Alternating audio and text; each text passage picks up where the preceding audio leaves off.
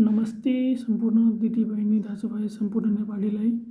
आज म तपाईँहरूलाई चेक कसरी काट्ने भन्ने सिकाउनेछु। चेक काट्नुभन्दा पहिला तपाईँसँग एउटा कुनै ब्याङ्कको चेक हुनुपर्नेछ। त्यो चेक कसरी काट्ने भनेर त्यो आज म तपाईँहरूसँग सेयर गर्न गइरहेको छु। सबभन्दा पहिला यहाँ तपाईँले आजको दिन राख्नुपर्छ, जुन दिनमा चाहिँ चेक काट्नुहुन्छ। जस्तै कि आज चाहिँ 22 गते 7 महिना 2082 छ आजको मिति।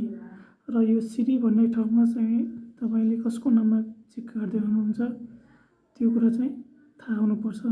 आफ्नो नाममा काट्नुहुन्छ भने आफ्नै नाम यहाँ राख्ने, कि अरूको नाममा काट्दै हुनुहुन्छ भने अरूको नाम राख्ने। जस्तै कि म आफ्नै नाममा काट्छु भने म आफ्नै नाम लेख्छु, दिपेश ठाकुर लेख्छु। र अरू यहाँ चाहिँ तपाईँ कति एमाउन्टको लागि, कति पैसाको लागि चेक काट्दै हुनुहुन्छ। जस्तै कि म यहाँ 1000 अक्षरमा लेख्नुपर्छ। 1500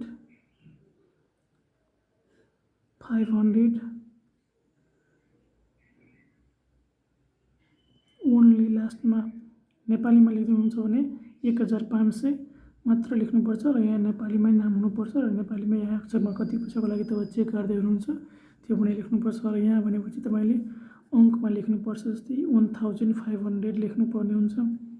र यहाँ तपाईँको ब्याङ्क खाता खोल्दाखेरिको सिग्नेचर चाहिँ दुईटैमा सेम हुनुपर्छ। जस्तै कि मैले आफ्नै नामै लेखेको छु ब्याङ्क खातामा भनेपछि म आफ्नो नाम लेख्छु। यसरी नाम प्लस मैले यसरी ठ्याक्क राखेको छु। अनि मैले के गरेँ त यसरी नै सिग्नेचर गरेँ। ब्याङ्क खातामा खोल्दाखेरिको सिग्नेचर सेम मिल्नुपर्छ। यति भइसके पछाडि तपाईँले अर्कोपट्टि जानुपर्छ। ब्याङ्कमा पुग्दाखेरि तपाईँको यहाँ नम्बर लेख्नुपर्छ। मैले यो नम्बर राखेको छु र यहाँ पनि मैले सेम सिग्नेचर दुईवटा गर्नुपर्छ।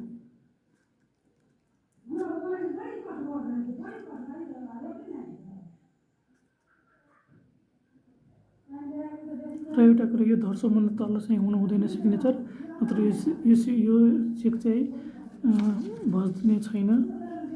र यसरी चाहिँ तपाईँहरू पनि कसैलाई पनि र आफ्नो नाममा पनि चेक काट्न सक्नुहुन्छ।